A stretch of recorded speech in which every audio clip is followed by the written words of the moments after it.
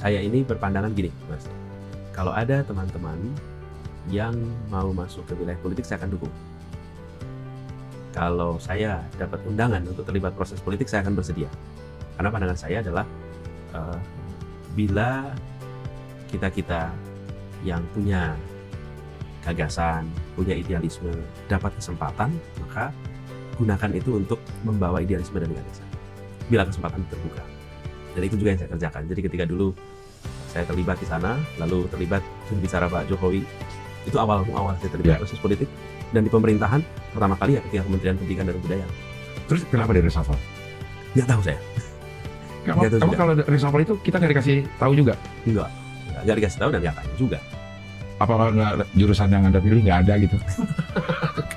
Iya, kalau itu gini, itu adalah keputusan atasan kita yang pasti dia punya pertimbangan-pertimbangan.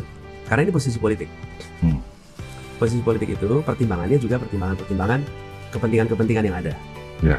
Kepentingan apa yang harus diakomodasi, kepentingan apa yang mungkin harus dilepas dulu, kepentingan apa yang harus difasilitasi dulu, itu yang disebut sebagai pertimbangan politis. Itu adalah mengelola kepentingan. Ya.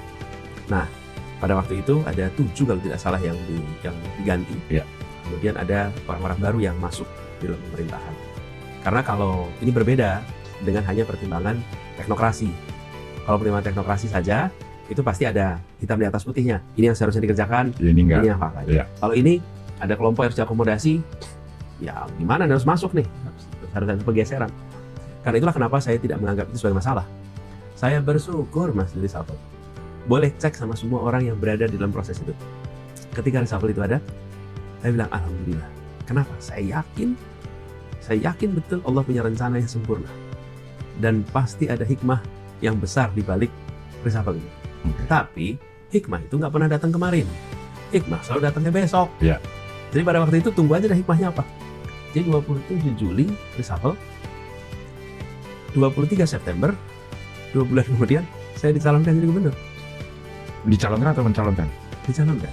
Oh berarti diminta? Ya. Maksudnya diminta bukan menyodorkan diri, gue pengen jadi gubernur kan? Gimana kita nyerahin diri? Partai nggak ada, uang nggak ada, mau dari mana kita minta?